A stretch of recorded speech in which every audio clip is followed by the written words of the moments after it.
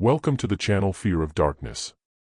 Today's story transports us to the year 1859, to the life of Thomas Wiggins, a black boy living under exploitation, who could sit at a piano and play with the brilliance of Mozart, yet never spoke a single word. People called it a miracle. But behind the applause lay a darker truth no one wished to face. This is a difficult and intense story. So, take a moment, breathe, and listen carefully. Before we begin, subscribe and tell me in the comments which city and country you're listening from. Your participation helps ensure these stories are remembered, not buried. Let's begin. In the summer of 1858, inside a packed concert hall in Columbus, Georgia, something occurred that none in attendance could explain. Over 800 people had gathered that night. Wealthy plantation owners sat in the front rows, their wives dressed in silk and satin. Local politicians whispered among themselves. Newspaper reporters clutched their notebooks, waiting for something worth writing about. They had all paid good money to witness what the advertisements called the greatest musical curiosity in the American South. But none were prepared for what they were about to see. The stage was simple, just a grand piano polished to a mirror shine, sitting alone under the gaslight. The audience grew quiet when a white man in a tailored suit walked out and raised his hand. His name was James Neal Bethune, a lawyer and former newspaper editor who had made his fortune in land and slaves. He smiled at the crowd like a circus ringmaster about to reveal the main attraction. "Ladies and gentlemen," he said, "what you are about to see will challenge everything you believe about the Negro race. What you are about to hear will make you question the very nature of God's creation. I present to you a boy who cannot read a single word. A boy who cannot write his own name. A boy doctors have declared mentally deficient, barely capable of feeding or dressing himself. And yet, this same boy will sit at this piano and perform feats of musical genius that the greatest composers in Europe could not match." The audience murmured. Some laughed nervously. Others leaned forward in their seats. Bethune paused for effect, then gestured toward the side of the stage. "I give you Blind Tom." A small figure emerged from the shadows. He was 8 years old, though he looked younger. His skin was dark, almost blue-black in the gaslight. His eyes were closed, covered by thick, milky cataracts that had blinded him since birth. He walked with an odd, shuffling gait, his head bobbing slightly, his hands flapping at his sides in a strange rhythmic pattern. The audience gasped. Some women covered their mouths. A few men shook their heads in pity or disgust. This was not what they had expected. This was not a performer. This was a broken child, clearly damaged, obviously simple-minded. Several people began to stand, ready to demand their money back. But then the boy reached the piano. He did not need anyone to guide him to the bench. He found it himself, his small fingers brushing the wood until he located the keys. He sat down, adjusted his position, and placed his hands on the keyboard. The room fell silent. And then, Thomas Wiggins began to play. The music that poured from the piano was unlike anything those 800 people had ever heard. It was Beethoven's Sonata Pathetique, one of the most difficult pieces in the classical repertoire, a composition professional musicians spent years trying to master. The blind child played it flawlessly. His fingers flew across the keys with impossible speed and precision. Every note was perfect. Every phrase was exactly as Beethoven had intended. The dynamics rose and fell like ocean waves, soft as a whisper one moment, thunderous as a storm the next. When he finished, there was no applause. The audience sat in stunned silence, unable to process what they had just witnessed.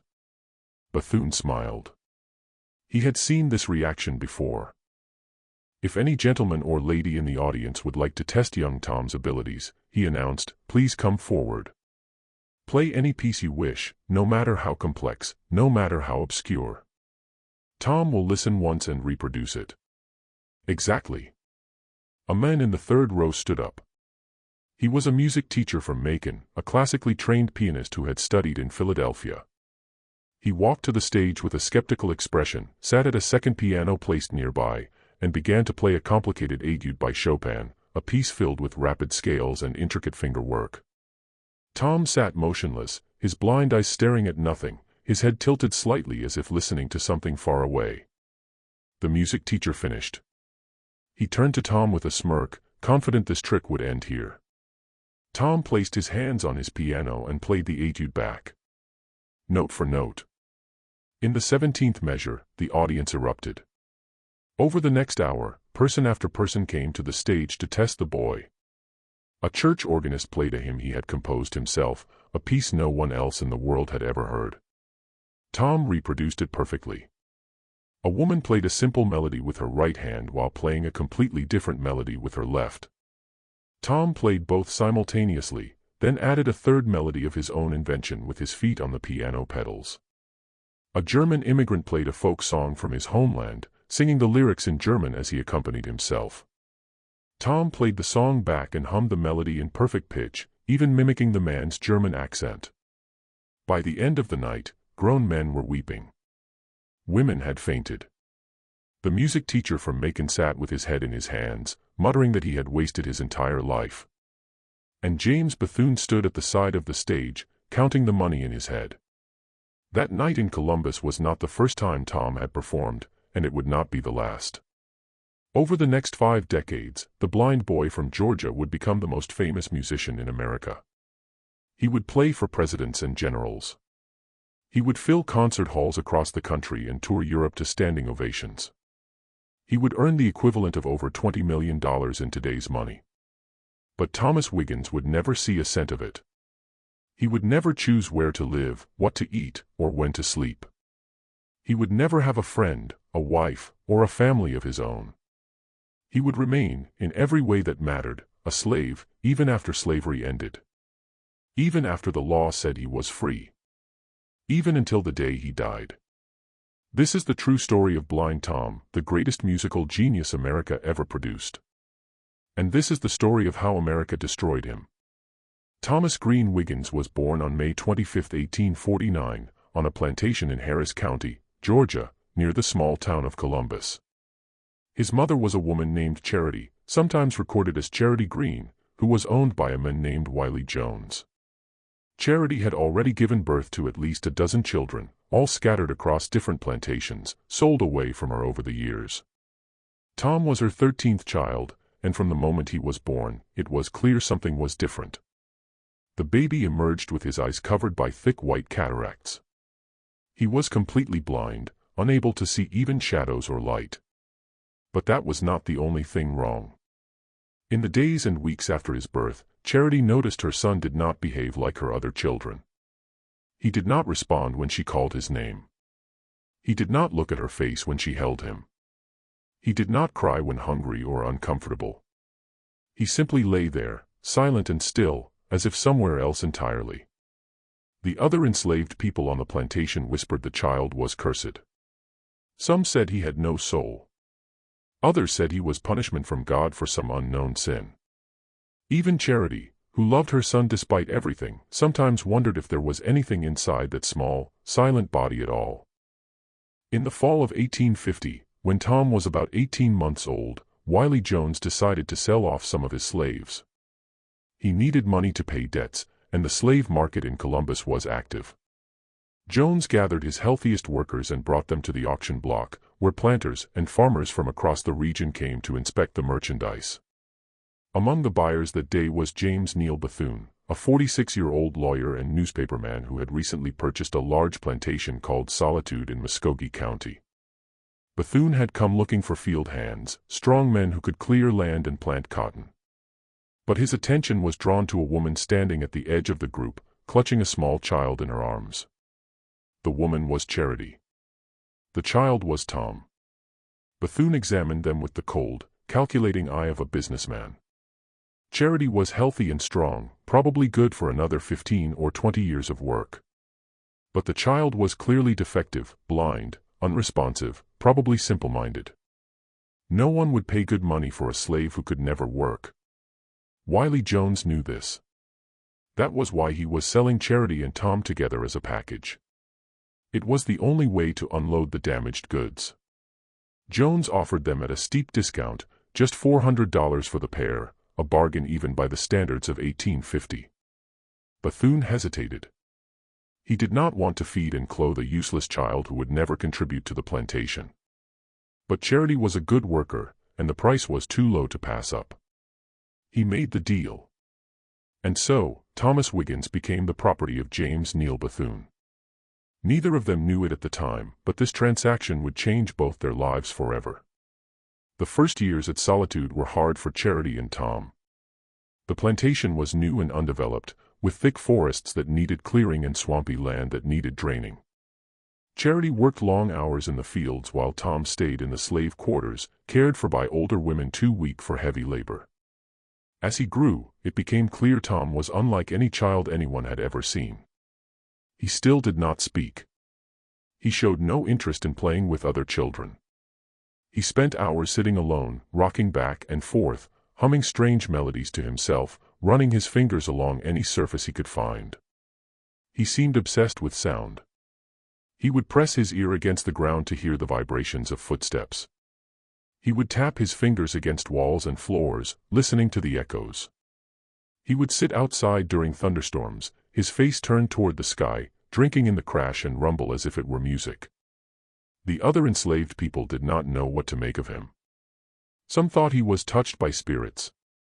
Others thought he was simply an idiot, a damaged creature who would never amount to anything. The Bethune family ignored him entirely. He was just another slave child, and a broken one at that. He had no value, no purpose, no future. But everything changed one night in the summer of 1855, when Tom was 6 years old. The Bethune family had gathered in the parlor of the main house for an evening of music. James Bethune's daughters were taking piano lessons, as was expected of proper Southern young ladies, and their teacher had come to hear them practice. One by one, the girls sat at the Steinway grand piano that dominated the room and played their simple exercises, their small fingers stumbling over the keys. No one noticed the small figure crouched outside the window, hidden in the darkness. Tom had followed the sound of the music from the slave quarters. He had never heard a piano before, and the sound fascinated him. He pressed his face against the glass, his blind eyes staring at nothing, his entire body vibrating with the notes that floated through the air. When the lesson ended and the family went to bed, Tom did something that should have been impossible. He found his way to the back door of the house, which had been left unlocked. He navigated through rooms he had never been in before, avoiding furniture and obstacles by listening to the echoes of his own footsteps. He found the parlor. He found the piano. And he began to play. The sound woke the entire household. James Bethune grabbed his pistol, certain an intruder had broken in. His wife and daughters huddled in terror. The overseer came running with a lantern. When they burst into the parlor, they found little Tom sitting at the piano bench, his blind eyes closed, his small fingers moving across the keys with supernatural grace. He was playing one of the pieces Bethune's daughter had practiced earlier that evening. He was playing it perfectly. Bethune stood frozen in the doorway, his pistol hanging limp at his side. He watched the blind, mute, supposedly idiotic slave child perform music that his own daughters could barely manage after months of lessons. And in that moment, James Neal Bethune realized he had stumbled upon something extraordinary. Over the following weeks, Bethune conducted what he called experiments on Tom. He brought in local musicians to test the boy's abilities. He had them play increasingly complex pieces, watching in amazement as Tom absorbed each one after a single hearing and reproduced it without error. He discovered Tom could play with his hands crossed, with his back to the piano, even with a cloth draped over the keyboard so he could not feel which keys he was pressing. The music seemed to flow through him from some unknown source. But there was more. Tom did not just reproduce music. He created it. He would sit at the piano for hours, improvising melodies no one had ever heard, compositions that ranged from simple and sweet to dark and complex. The music poured out of him like water from a spring, endless and effortless and utterly original. Bethune was not a musical man himself. He could not read sheet music or play any instrument. But he recognized something that mattered far more in the antebellum South. He recognized an opportunity to make money. In 1857, when Tom was 8 years old, Bethune organized the first public exhibition of the boy's talents. He rented a concert hall in Columbus and plastered the town with advertisements. He promoted Tom not as an artist or a musician, but as a curiosity, a freak of nature, a marvel to be witnessed like a two-headed calf or a bearded woman at a circus. The show was a sensation. The concert hall sold out. People came from miles around to see the blind Negro boy, who could play piano like a European master. Bethune charged 50 cents admission, a significant sum in 1857, and still turned people away at the door. By the end of the night, he had made more money than his plantation earned in a month. Bethune immediately began planning a tour. He pulled Tom away from his mother and the only home he had ever known. He loaded the boy into a carriage and set off across Georgia, then South Carolina, then the rest of the South, staging exhibition after exhibition in towns and cities large and small. The format was always the same. Bethune would give his speech about the idiot savant, the mental defective who could somehow channel musical genius despite his damaged brain. Then Tom would play. Then the audience challenges would begin. Every night, local musicians would come forward to test the boy, certain they could stump him, certain the whole thing was a trick. Every night, Tom proved them wrong. The money rolled in. Bethune invested it in more advertising, more tours, bigger venues. By 1858, Blind Tom was the most talked-about act in the American South. Newspapers ran breathless reviews of his performances. Scientists and doctors published papers trying to explain his abilities. Religious leaders debated whether his talent was a gift from God or a curse from the devil. And through it all, Tom remained a slave. He slept in back rooms and basements. He ate scraps and leftovers. He had no say in where he went, what he played, or how long he performed. Bethune owned him completely, body and soul. The question of how Tom developed his extraordinary abilities has puzzled researchers for over a century and a half. Modern experts now believe he was almost certainly autistic, exhibiting what would today be classified as savant syndrome, a rare condition in which individuals with developmental disabilities display exceptional abilities in specific areas such as music, mathematics, or memory. Tom showed many classic signs of autism throughout his life. He had difficulty with social interaction and communication. He engaged in repetitive behaviors like rocking and hand flapping. He showed intense focus on specific interests, particularly sound and music. He had sensory sensitivities that made certain textures and temperatures unbearable. And he possessed what appeared to be perfect pitch and an eidetic memory for music, able to hear a piece once and store it permanently in his mind. In the 19th century, none of this was understood. The term autism would not even be coined until 1908, the year Tom died. In his own time, he was simply classified as an idiot, a person of such low intelligence he was considered barely human. This classification was convenient for the white people who profited from him. If Tom was not really a person, not really conscious, not really human, then there was nothing wrong with using him like a trained animal. But the evidence suggests Tom was far more aware than anyone gave him credit for. He responded to kindness and cruelty, showing visible distress when treated harshly and visible pleasure when treated well. He formed attachments to certain people and avoided others. He had preferences and desires, even if he could not express them in words. And most importantly, he had opinions about his own music. Bethune discovered early on that Tom could not be forced to play. If he was tired, hungry, or upset, he would sit at the piano in silence, no matter how much Bethune threatened or cajoled. If he did not like a particular piece, he would refuse to learn it or would play it mockingly, exaggerating its flaws. And if he was in the mood to compose, he would ignore all requests and play only his own creations, sometimes for hours at a time.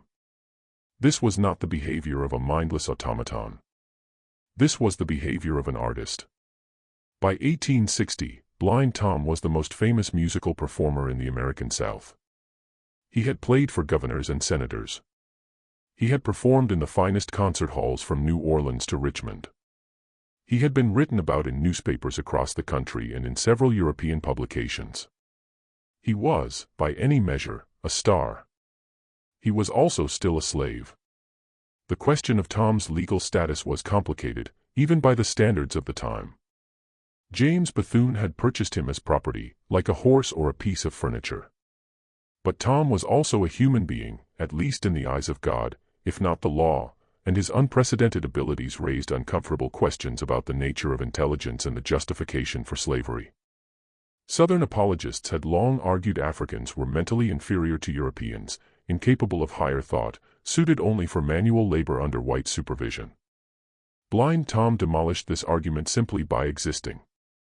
Here was a Negro, a slave, a person classified as property, who could outperform any white musician in the South. Here was proof that black minds were not inferior, that African blood did not preclude genius, that the entire intellectual foundation of slavery was a lie. Bethune was aware of this contradiction, and he worked hard to explain it away. In his advertisements and speeches, he emphasized Tom's supposed mental deficiency, his inability to care for himself, his animal-like nature. Tom was not really intelligent, Bethune insisted. He was merely a vessel, a freak of nature, a biological anomaly. His musical ability was not evidence of a sophisticated mind, but rather a kind of parlor trick, like a dog that could count or a horse that could tap its hoof in response to questions. Tom was remarkable, yes, but he was not human in the way white people were human. This explanation satisfied most white audiences. It allowed them to enjoy Tom's performances without questioning their own beliefs about race. They could applaud his music while still believing in their own superiority. They could marvel at his abilities while still supporting the system that kept him in chains. But not everyone was convinced. Abolitionists in the North seized on Blind Tom as evidence of slavery's injustice. How could anyone claim Negroes were mentally inferior when a blind slave child could outperform the best white musicians in the country? How could anyone justify owning a human being who possessed such obvious genius? The debate over Tom intensified as the 1860 presidential election approached and the country lurched toward civil war. For Bethune, the timing was dangerous. If the Union won and slavery ended, he would lose his most valuable asset. Tom was worth more than the entire plantation, more than all of Bethune's other slaves combined. Losing him would mean financial ruin. So Bethune took steps to protect his investment. In 1859, he drew up a legal contract with Tom's parents, Charity, and her husband Mingo, who was enslaved on a nearby plantation. The contract stated the Wiggins family agreed to let Bethune keep Tom and manage his career in exchange for a small annual payment and the promise Tom would be well cared for. The contract was a sham. Of course, Charity and Mingo could not legally enter into contracts because they were slaves. They could not negotiate terms because they had no leverage. They could not refuse because refusal meant punishment or sale. The document was designed to give Bethune a paper trail, something he could point to if Tom's ownership was ever challenged in court. And indeed, that challenge was coming sooner than anyone expected. In April 1861, Confederate forces fired on Fort Sumter, and the Civil War began. The South seceded from the Union. James Bethune, a loyal Confederate, sent his sons to fight for the cause. He donated money and supplies to the Southern Army, and he continued to tour with Blind Tom, staging concerts across the Confederacy to raise funds and boost morale. Tom became, in effect, a propaganda tool for the Southern cause. Bethune presented him as proof of the benevolence of slavery, evidence that enslaved people were well cared for and even allowed to develop their talents under the wise guidance of their masters. Confederate newspapers praised Tom's performances as symbols of Southern culture and refinement. Confederate generals attended his concerts and shook Bethune's hand. What Tom thought about all of this, no one knows. He could not speak, could not write, could not express his opinions in any way white people would recognize or respect. He simply played the music they asked him to play, performed the tricks they demanded, and kept whatever thoughts he had locked inside his silent mind. But perhaps the music itself was a form of expression. Because during the war years, Tom began composing pieces with titles like The Battle of Manassas and March to the Battlefield, ostensibly celebrations of Confederate military victories. These compositions were hugely popular with Southern audiences, who heard in them the glory and triumph of their cause. But musicologists who have studied these pieces in recent decades have found something strange. Hidden within the triumphal melodies are darker elements, dissonant chords that sound like screams, rhythms that echo the crack of whips, minor key passages that evoke sorrow and mourning rather than victory. Some researchers believe Tom was encoding his true feelings about the war and about slavery into music his white audiences could not fully understand. If this is true, then Blind Tom was not just a passive victim of the system that enslaved him. He was a secret rebel, expressing his resistance in the only language available to him, hiding his defiance in plain sight while white Confederates applauded and cheered. The war ended in April 1865 with the surrender of Robert E. Lee at Appomattox. A month later, the 13th Amendment to the Constitution was ratified, abolishing slavery throughout the United States. 4 million enslaved people were suddenly free, including Tom's mother Charity, his father Mingo, and every other black person in the South. Tom should have been free, too. He was 16 years old now, a young man who had spent his entire life performing for white audiences and earning money for white owners. He had generated hundreds of thousands of dollars in revenue, more than most free people earned in a lifetime. He deserved his freedom and the chance to control his own life and career. But James Bethune had other plans. Within months of the war's end, Bethune went to court and filed for legal guardianship of Tom. He argued Tom was mentally incompetent, unable to care for himself, in need of a responsible white person to manage his affairs. He produced doctors who testified Tom was an idiot, a creature with the mind of a young child, incapable of making decisions or handling money. He pointed to Tom's strange behaviors, his inability to speak, his apparent confusion about the world around him. The court agreed. In 1865, the same year slavery ended, Thomas Wiggins was declared a legal ward of James Neal Bethune. Tom was free in name only. In practice, nothing had changed. Bethune still controlled where he lived, what he did, and where his money went. The chains had simply been replaced by paperwork. And so, Blind Tom's slavery continued, hidden behind the legal fiction of guardianship, invisible to a nation trying to convince itself the sin of slavery had been washed away. This was not unusual. Across the South, white people were finding new ways to control black labor without calling it slavery. Black codes restricted where freed people could live and work. Vagrancy laws allowed police to arrest black people for being unemployed and force them to work without pay. Sharecropping trapped families in cycles of debt that lasted for generations. But Tom's situation was unique. He was not a field hand or a domestic servant. He was the most famous musician in America, a performer who had played for presidents, a genius whose abilities defied explanation.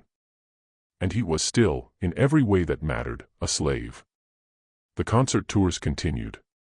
Bethune took Tom north for the first time, staging shows in New York, Philadelphia, and Boston. Northern audiences packed the halls, eager to see the famous Blind Tom they had read about in newspapers. Abolitionists protested outside some venues, demanding Tom's freedom. But the shows went on, and the money kept flowing into Bethune's pockets. In 1866, Tom performed at the White House for President Andrew Johnson. It was one of the most prestigious engagements of his career, a command performance for the leader of the nation. Johnson was reportedly impressed, though what Tom thought about playing for the man who was actively undermining Reconstruction and betraying the promises made to freed people remains unknown. By the end of the 1860s, Blind Tom had earned the equivalent of several $1 million in today's money. He had performed hundreds of concerts across the United States and begun planning tours of Europe. He was, by any financial measure, one of the most successful entertainers of his era. And he still owned nothing. Not a house, not a dollar, not even the clothes on his back. Everything he had earned belonged to James Bethune. Everything he would ever earn would belong to James Bethune or his heirs. The guardianship arrangement ensured Tom would remain a source of wealth for white people until the day he died. Tom's mother, Charity, watched all of this from a distance. After emancipation, she had stayed in Georgia, working as a domestic servant for various white families. She had no money, no education, no resources to fight for her son in court. She could only watch as her child was paraded across the country, performing for white audiences who saw him as a curiosity rather than a person. In 1870, Charity attempted to challenge Bethune's guardianship. She hired a lawyer, scraping together what little money she had, and filed suit demanding custody of her son. The case dragged on for years, mired in legal technicalities and deliberate delays. Bethune hired expensive attorneys who argued Charity was unfit to care for Tom, that she lacked the resources and expertise to manage his career, that removing him from Bethune's care would destroy his livelihood. The court sided with Bethune. Charity lost her case and her son. She died a few years later, never having held Tom in her arms again, never having spoken to him without white people listening, never having seen him as anything other than a performer on a stage. And Tom played on. Night after night, year after year, a prisoner in the only world he had ever known. In the spring of 1882, a reporter from the New York Times traveled to the small town of Warrenton, Virginia, to interview the most famous musician in America. The reporter had heard the stories, of course. Everyone had. The blind Negro boy who could play any piece of music after hearing it once. The idiot savant who had performed for presidents and kings. The human curiosity who had earned millions of dollars without ever understanding what money was. But the reporter was not prepared for what he found. Thomas Wiggins was 32 years old now, no longer a boy but a man. He sat in a small, dark room in the back of a boarding house, rocking slowly in a wooden chair. His eyes were still clouded with the cataracts that had blinded him since birth. His hair was starting to gray at the temples. His clothes were simple and worn, nothing like the fine suits he wore on stage. When the reporter entered, Tom did not acknowledge him. He continued rocking, humming a melody under his breath, his fingers tapping against his thighs as if playing an invisible piano. The reporter introduced himself and explained he wanted to write a story about Tom's remarkable life.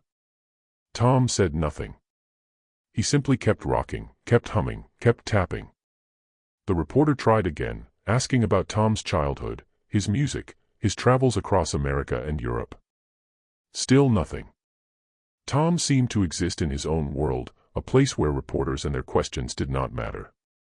Finally, the reporter asked if Tom would play something on the piano that sat in the corner of the room. For the first time, Tom stopped rocking. His head tilted slightly, as if considering the request.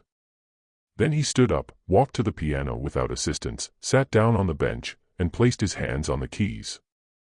What followed was unlike anything the reporter had ever heard. Tom played for nearly 2 hours without stopping. He moved through Beethoven and Mozart, through Bach and Chopin, through folk songs and hymns and popular melodies of the day. He played his own compositions, strange and beautiful pieces that seemed to come from some other dimension. He played with his eyes closed, with his back to the piano, with his hands crossed, with a handkerchief draped over the keys. When he finally stopped, the reporter sat in stunned silence. Tears were running down his face. Tom returned to his rocking chair and resumed his humming, as if nothing had happened. The reporter left Warrenton that afternoon and filed his story the next day. In it, he described Blind Tom as the greatest musical genius he had ever encountered, a man whose abilities defied all scientific explanation. But he also described something else. He described a prisoner, a man trapped in a life he had not chosen, controlled by people who saw him only as a source of income. A genius who had been robbed of everything except his music. The story caused a minor sensation. But nothing changed. Tom continued performing. His handlers continued collecting the money. And the world continued treating him as a curiosity rather than a human being. The years between 1870 and 1880 were the peak of Blind Tom's fame and earning power. He performed constantly, sometimes giving 2 or 3 concerts a day, traveling by train from city to city in an endless circuit of shows. He played in New York and Chicago, in San Francisco and New Orleans, in London and Paris and Berlin. He performed for Queen Victoria in England, who was reportedly so moved by his playing that she wept openly. He performed for Emperor Wilhelm I in Germany, who declared him the most remarkable musician in the world. But success did not bring freedom. James Bethune maintained iron control over every aspect of Tom's life. He decided where Tom would perform, how long the concerts would last, what pieces would be played. He negotiated the contracts, collected the fees, and deposited the money in his own accounts. Tom received nothing except food, clothing, and a place to sleep. The accommodations varied. In some cities, Tom stayed in fine hotels, though always in back rooms or servants' quarters. In other places, he slept in boarding houses or even in the homes of local black families who were paid a small sum to house him. He rarely stayed anywhere for more than a few nights. The schedule was relentless, designed to extract maximum profit from every tour. Tom's health suffered under this brutal regime. He was frequently exhausted, sometimes performing while visibly ill. He had episodes of confusion and agitation, behaviors that would today be recognized as signs of autistic burnout or sensory overload. When these episodes occurred, Bethune would cancel shows until Tom recovered, not out of concern for Tom's well-being, but because a sick performer could not generate revenue. There were other costs as well, costs that did not show up on any balance sheet. Tom had no friends. He had no romantic relationships. He had no connection to the black community that might have embraced him as one of their own. He existed in a strange limbo, too famous to be anonymous, too controlled to be free. He was surrounded by people constantly, but he was utterly alone. The few accounts we have of Tom's inner life during this period come from brief moments when the mask slipped. A stagehand in Philadelphia reported Tom sometimes cried at night, sobbing quietly in his room for hours. A hotel maid in Boston said Tom once grabbed her hand and held it for several minutes, not in a threatening way, but in a desperate, lonely way, as if he simply needed human contact. A music critic in London wrote Tom seemed to brighten when children were present, playing silly songs and making funny sounds to make them laugh, the only times he ever appeared genuinely happy. But these glimpses were rare. For most of his life, Tom remained a mystery, locked inside his own mind, communicating only through his music. In 1875, James Bethune decided to transfer legal guardianship of Tom to his son, John Bethune. The elder Bethune was getting old, and he wanted to ensure the family would continue to profit from Tom after his death. The transfer was accomplished through the courts, with Tom having no say in the matter. He was simply passed from one owner to another like a piece of furniture or a farm animal. John Bethune was a different kind of master than his father. Where James had been cold and calculating, John was volatile and cruel. He drank heavily and had a violent temper. He saw Tom not as a valuable asset to be protected, but as a personal possession to be used however he wished. Under John's management, Tom's life became even harder. The touring schedule intensified. The accommodations grew worse. John frequently berated Tom in front of others, mocking his disabilities, calling him names, threatening him with punishment if he did not perform to expectations. There are reports John sometimes struck Tom, though the details are unclear. What is certain is that Tom's behavior changed during this period. He became more withdrawn, more prone to episodes of distress, more resistant to performing. But Tom had no way to escape. He could not see. He could not navigate the world without assistance. He had no money, no connections, no understanding of how to survive on his own. He was as trapped as any slave had ever been, even though slavery had officially ended a decade earlier. The year 1882 brought a new complication to Tom's already difficult life. John Bethune's wife, Eliza, filed for divorce, citing her husband's drinking, violence, and infidelity. The divorce proceedings were bitter and public, with both sides airing their grievances in court and in the newspapers. At the center of the dispute was blind Tom. Eliza argued she should receive custody of Tom as part of the divorce settlement. She claimed she had been more involved in managing Tom's career than her husband, that she had treated him better, that she was better equipped to care for him. John countered that Tom was his property, inherited from his father, and that Eliza had no claim to him. The case dragged on for years, moving through various courts and appeals. Tom was never consulted. His preferences were never considered. He was simply a prize to be won, a source of income to be fought over. In 1887, the courts finally ruled in Eliza's favor. She was awarded custody of Tom, along with a portion of his future earnings. John Bethune was ordered to turn Tom over to his ex-wife and to cease all involvement in his career. Tom was 38 years old. He had been performing professionally for over 30 years. He had earned millions of dollars. And he had just been transferred from one white owner to another, his fate determined by lawyers and judges who had never asked him what he wanted. Eliza Bethune proved to be a somewhat better guardian than her ex-husband, if only because she was less cruel. She reduced Tom's touring schedule slightly and improved his living conditions. She allowed him more rest between performances and made sure he had adequate food and clothing. But she was still motivated primarily by profit. And she still saw Tom as a commodity rather than a person. Under Eliza's management, Tom continued performing throughout the late 1880s and into the 1890s. He was older now, and his fame had faded somewhat. The novelty that had once packed concert halls was wearing off. Younger performers were capturing the public's attention. The newspapers that had once breathlessly reported on Tom's every appearance now barely mentioned him.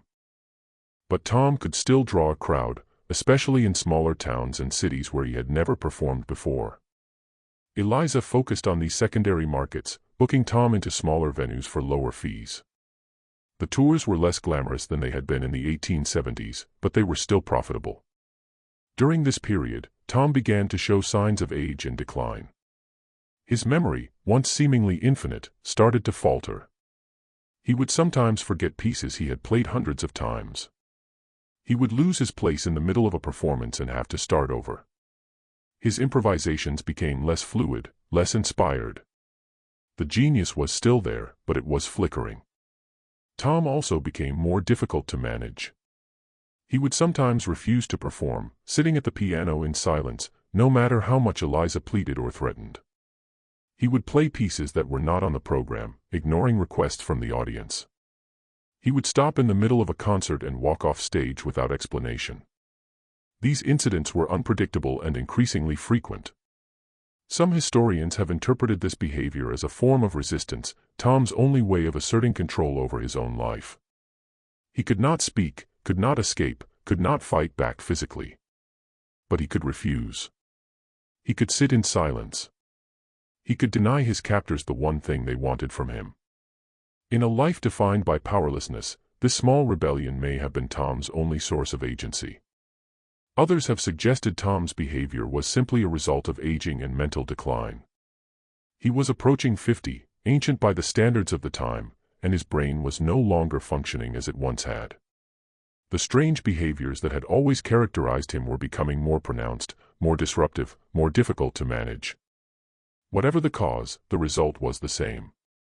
By the mid-1890s, Blind Tom was no longer the reliable money-making machine he had once been. His performances were inconsistent. His audiences were shrinking. His earning power was declining.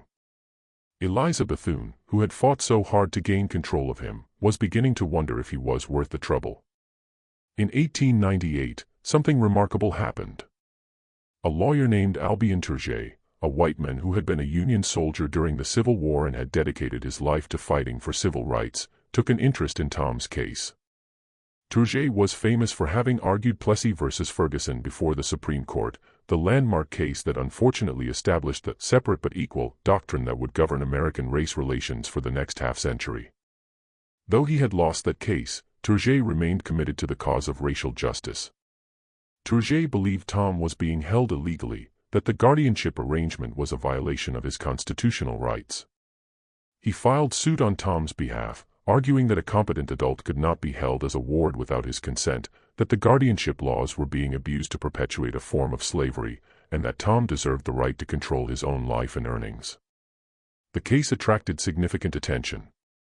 Newspapers across the country covered the proceedings. Editorials were written debating the merits of the arguments. For a brief moment, it seemed possible Tom might finally be freed. But the courts disagreed. Judge after judge ruled Tom was indeed mentally incompetent, that he required a guardian to manage his affairs, that the arrangement with Eliza Bethune was legal and appropriate. The evidence of Tom's disabilities was overwhelming, they said. He could not speak. He could not care for himself. He could not understand money or contracts or the complexities of the world. Without a guardian, he would be helpless. Turget appealed, but the higher courts affirmed the lower court rulings. The case was closed. Tom remained Eliza Bethune's property in all but name. Turget died in 1905, still fighting for causes he believed in. Tom outlived him by 3 years. The final decade of Tom's life was marked by obscurity and decline. Eliza Bethune had largely given up on touring by 1900. The costs of travel and accommodation were no longer justified by the dwindling audiences. Tom was kept in a small house in Hoboken, New Jersey, cared for by hired servants, trotted out occasionally for private performances when Eliza needed money. Few visitors came to see him. The newspapers had long since moved on to other stories. The musical world had evolved, embracing new styles and new stars. Blind Tom, once the most famous performer in America, was largely forgotten. But Tom still had his music. He still played every day, for hours at a time, alone in his small room with a battered upright piano. He played the pieces he had learned decades earlier, the Beethoven and Mozart and Bach that had once brought audiences to their feet. He played his own compositions, the strange and beautiful melodies that had emerged from his unique mind. He played for no one except himself. What did Tom think during those long, lonely hours at the piano? What memories did he carry? What emotions did he feel? We will never know. He could not tell us. He could only play. In 1904, Eliza Bethune was interviewed by a reporter writing a retrospective article about Tom's career. She described him as a simple creature, content with his lot, grateful for the care she provided. She said he was like a child, innocent and happy, unaware of the world's complexities. But others who saw Tom during this period painted a different picture. A servant who worked in the Hoboken house said Tom often seemed sad, sitting for hours in silence, refusing to eat or engage with anyone. A neighbor reported hearing Tom play the same mournful melody over and over late at night, the sound drifting through the walls like a ghost. A doctor who examined Tom in 1906 noted he showed signs of depression and withdrawal, common in individuals who had experienced prolonged isolation and lack of stimulation.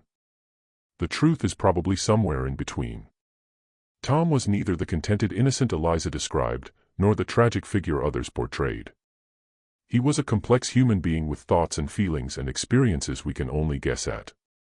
He had lived an extraordinary life, one filled with triumph and tragedy, fame and exploitation, genius and suffering. And now that life was coming to an end.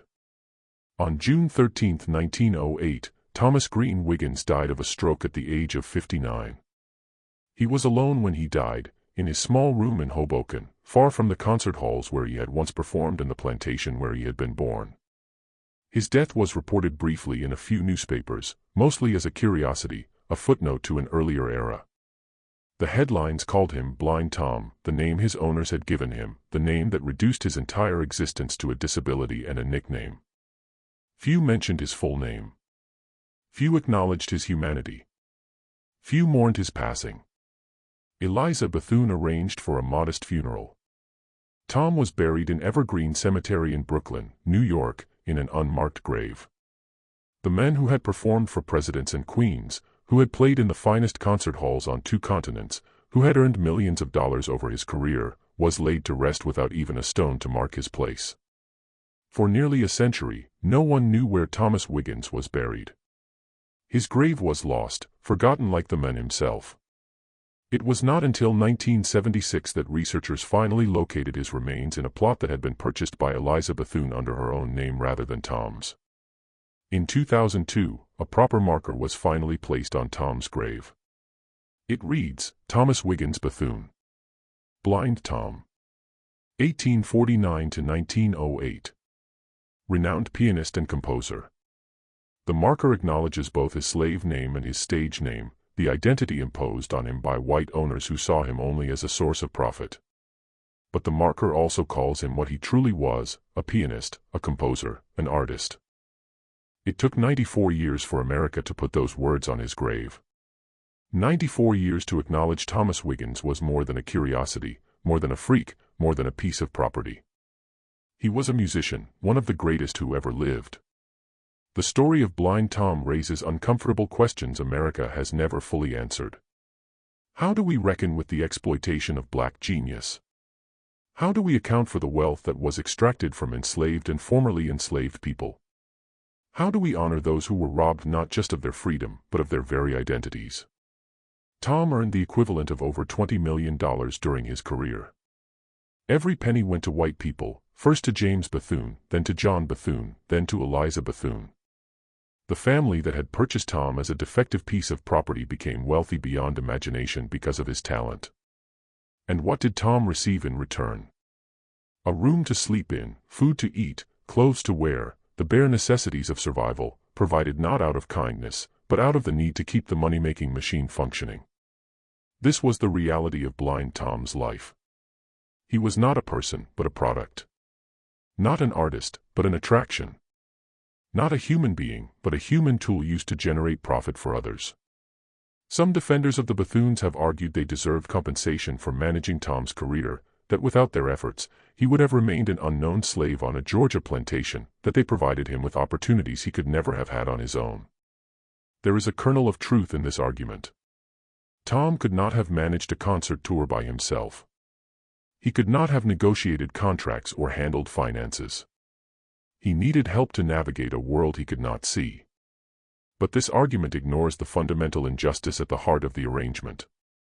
Tom did not choose to have managers. He did not consent to the terms of his employment. He did not agree to give away all his earnings in exchange for food and shelter.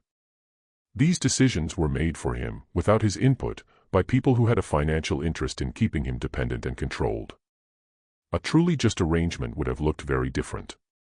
Tom could have been paid fairly for his work, with a portion of his earnings set aside for his care and the rest saved for his future. He could have been provided with education and support to help him develop whatever independence was possible given his disabilities. He could have been treated as a human being with rights, rather than as property to be exploited. But that would have required white America to see Tom as a person. And white America was not ready to do that. Not in 1858 when he first began performing. Not in 1865 when slavery officially ended. Not in 1908 when he died. The myth of black inferiority was too powerful, too convenient, too deeply embedded in the fabric of American society. So Tom lived and died as a slave in everything but name.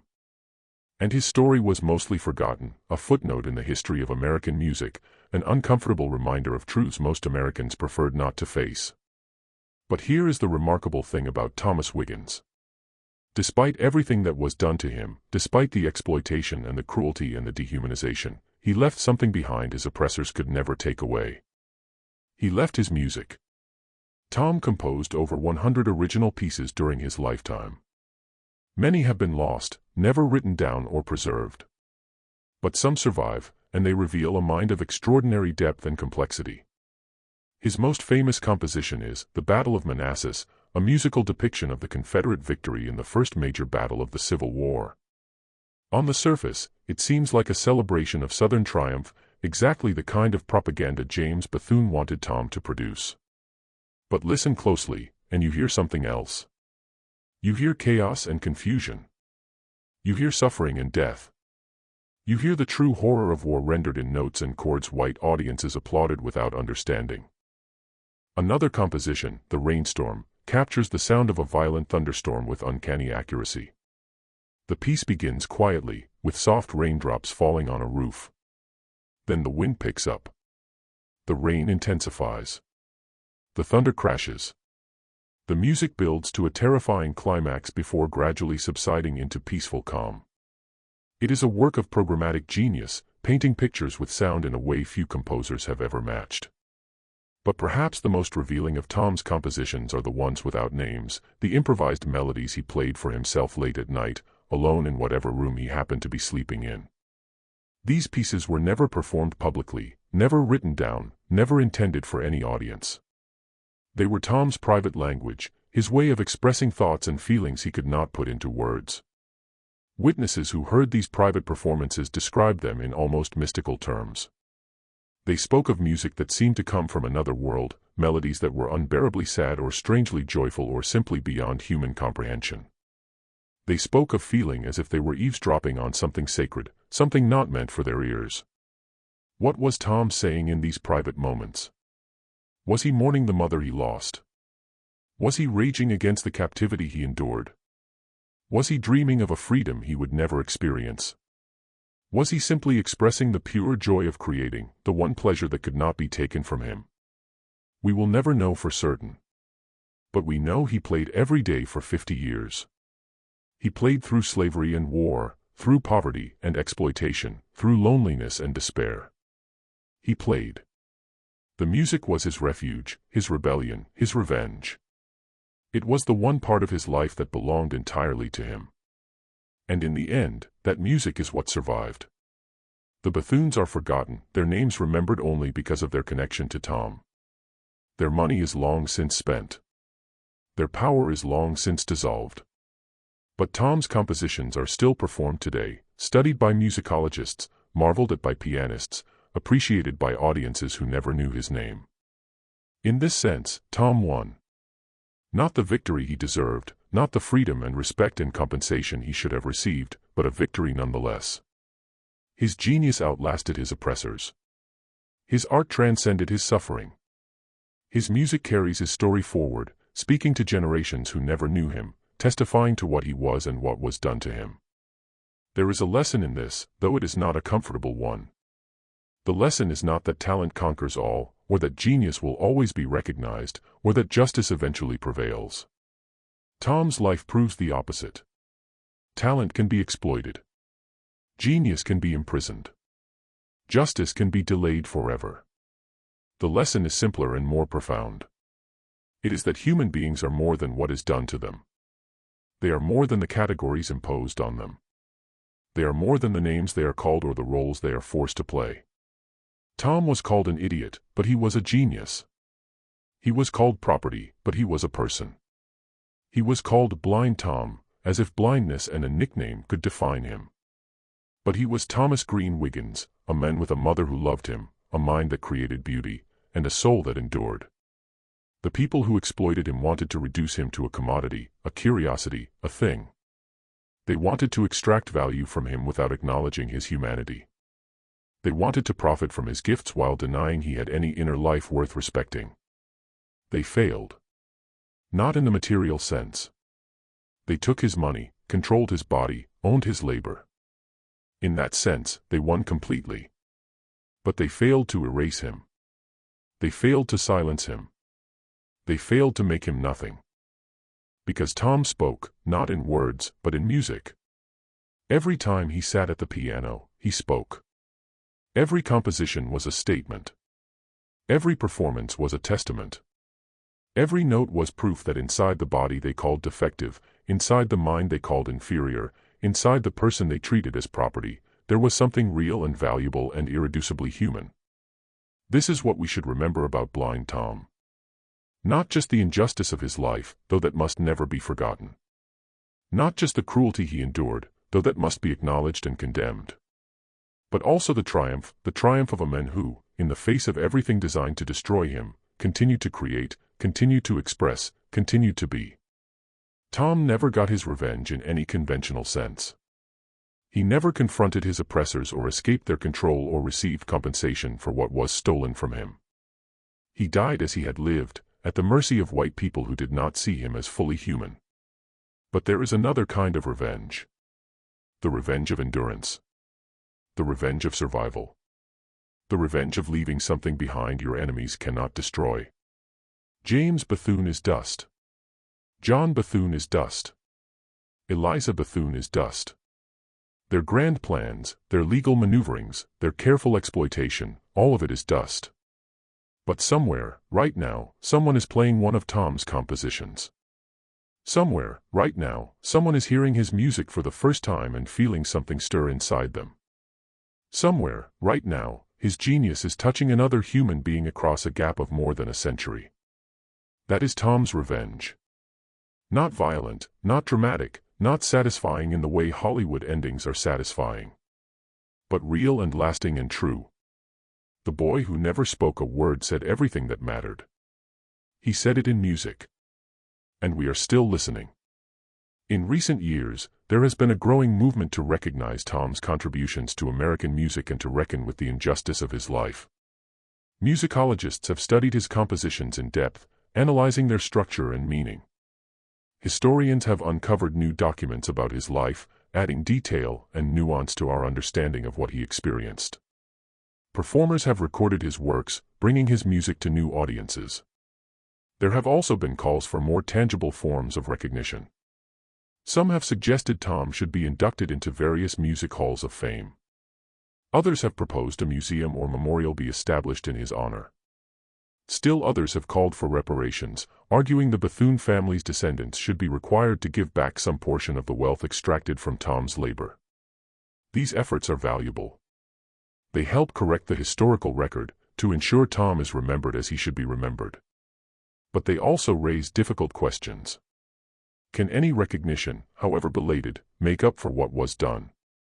Can any memorial capture the full weight of a life spent in captivity? Can any reparation compensate for 50 years of stolen freedom? The answer probably is no. There is no way to undo what was done to Tom. There is no way to give him back the life he should have had. The injustice of his existence is complete and irreversible. But perhaps that is not the point. Perhaps the point is not to fix the past, but to learn from it. To see in Tom's story a warning about what happens when human beings are treated as property. To recognize in his suffering the consequences of systems designed to extract value from black bodies while denying black humanity. To understand that the history of American music, like the history of America itself, is built on a foundation of exploitation and theft. Tom's life was shaped by forces beyond his control.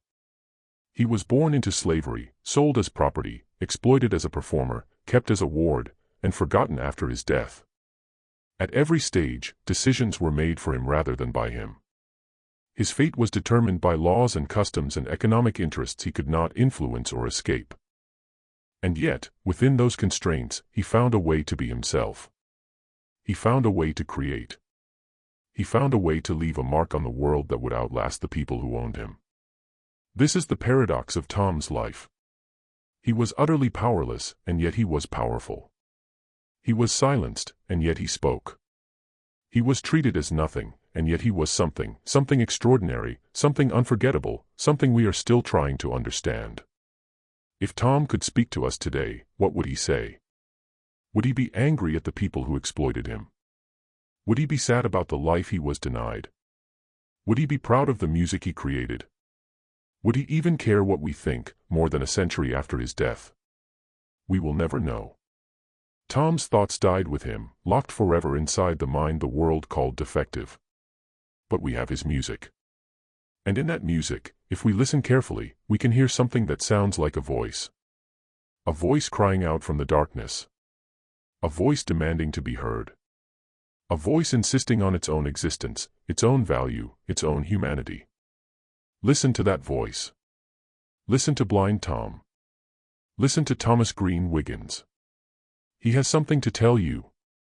In the end, what Thomas Wiggins gave to the world was not just music. It was proof. Proof that genius knows no color. Proof that the human spirit cannot be crushed by chains or laws or cruelty. Proof that even in the darkest circumstances, something beautiful can emerge. The people who exploited Tom wanted to prove the opposite. They wanted to use him as evidence black people were inferior, that slavery was justified, that the social order of the antebellum South was natural and right. They paraded him on stages across America and Europe, presenting him as a freak, an anomaly, a demonstration of how far a defective Negro could go with proper white management. But their argument collapsed under the weight of its own contradictions. If black people were truly inferior, how could a blind, allegedly idiotic slave child outperform the best white musicians in the world? If Negroes were only suited for manual labor, what explained the creative genius that poured from Tom's fingers every time he touched a piano? If the system of slavery and white supremacy was just, why did it require such elaborate justifications? Tom's existence was a refutation of everything his oppressors believed. Every note he played was an argument against their worldview. Every composition was evidence their ideology was built on lies. They tried to explain him away. They called him an idiot savant, a freak of nature, a biological accident. They insisted his abilities did not reflect true intelligence, that he was merely imitating sounds like a parrot, that there was no real mind behind the music. But anyone who actually listened could hear the truth. The music was not mechanical. It was not empty imitation. It was art. It was expression. It was the product of a consciousness that felt and thought and created. Tom proved them wrong simply by being who he was. He did not need to argue or protest or fight. He just had to play. And every time he played, the lies fell away.